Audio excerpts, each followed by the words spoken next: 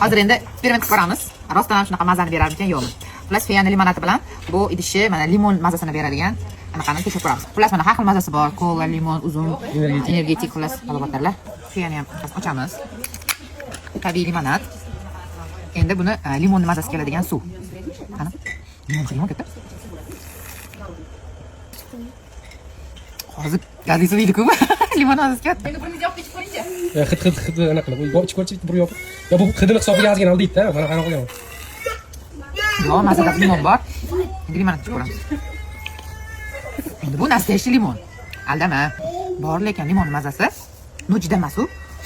Lekin bu anaqa endi hid gupillab bo'lyapti.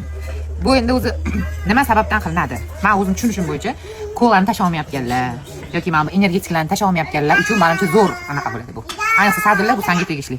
Обязательно mana shu energetikligini olib ichgin. Buni pochangga olib berishim kerak-da. Faqat ko'chib